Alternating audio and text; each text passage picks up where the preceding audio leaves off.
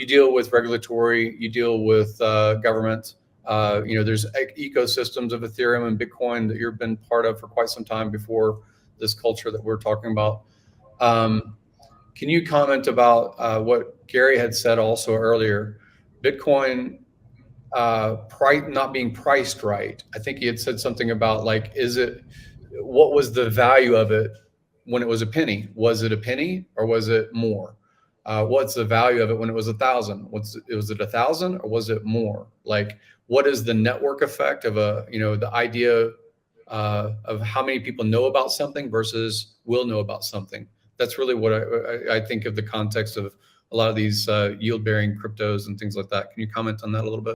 So you can say it was undervalued, but in some ways, again, that network effect is what allowed this thing to grow. So it was more valuable as it got more expensive in some ways because you had access to more fungibility. This thing was more integrated in different things.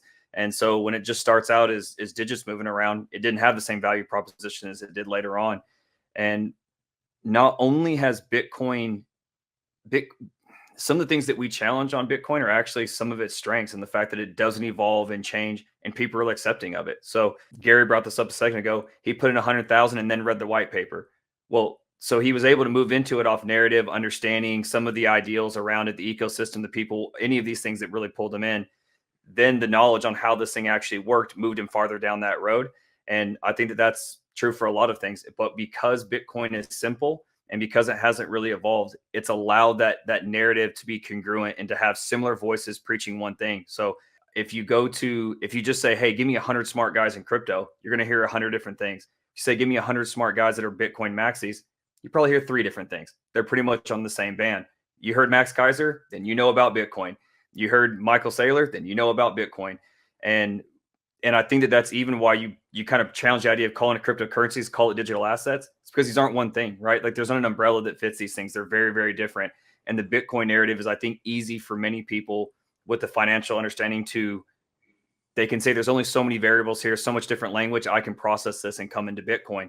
Versus when we start speaking crypto vocabulary, just the eyes glaze over and man, what are you guys talking about?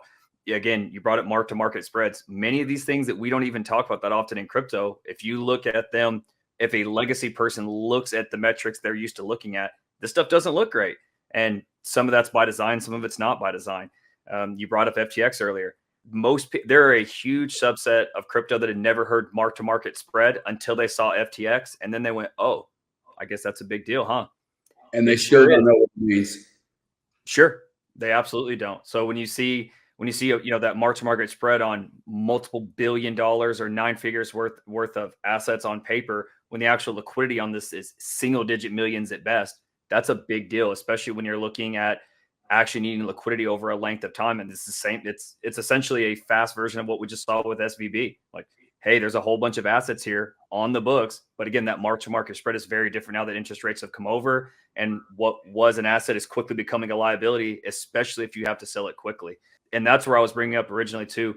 That is one of the issues that is in crypto is people just pull away, right? Like they hear the negatives with legacy, but they didn't stick around long enough to understand some of those things. So I think that that's why this spread of personalities is really important. It's why that I've tried to move into some of that regulatory idea, because you said stablecoin doesn't make sense.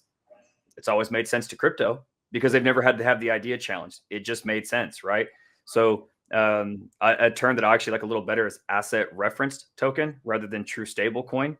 And even stablecoin, it's going to have a certain definition that is different depending on how those things work. So all of these things that we're used to in legacy are going to start coming more and more to crypto. And for as special as crypto is, it's still not special. It still works off the same math as everything else. Numbers divide one way. And we're going to see more and more of that overlap and understanding of where legacy mines and operating come from and how crypto can actually help. And I even think that we push the no middleman narrative a little too strong, because there's always going to be people on the other side of these things. So even if we remove counterparties from one specific side of a trade, everything else around us still has counterparties. And what I think we are trying to actually shift when we say there's no middleman, what we mean is we're trying to adjust the trust thresholds and barriers for engaging in these deals with another counterparty. So I don't interact that often directly with the Bitcoin code because I don't run mining, and that's not what I'm trying to do. What I'm trying to do is make sure that when me and Gary do a deal, that it makes sense and that both parties understood, and that there's not this issues here that actually break the rest of the deal. So when you're calling up on the phone and saying, hey, I've got X to sell, they've got Y to pay, we want to know that X and Y are actually there. And that's where the contract helps. But I still have to deal with the other guy, right? There's still somebody on the other side of these transactions. For every buyer, there's a seller. And so with crypto, as we move forward, I think it'll be about almost agreeing between two parties that the middleman is the code, not somebody else that we both have to verify as trusting. And as you brought up, there's going to be more companies that come to crypto. These are tools on the front. Like, we're going to see that more and more expertise comes in, that we need people who are financially literate to actually use some of these tools in a high-end way. We're starting to see more and more capital efficiency come into the system, but we don't really know because we haven't been challenged on them, because we've just seen number go up. But as speculation turns into more of a mature market, more of the things that you're highlighting will be more and more important and more brought up in the zeitgeist that, hey, this is about tools for actually doing commerce, not that I hold it, preach some virtue signaling about decentralization or this and that, and then the number goes up. Like, these things do something eventually, right?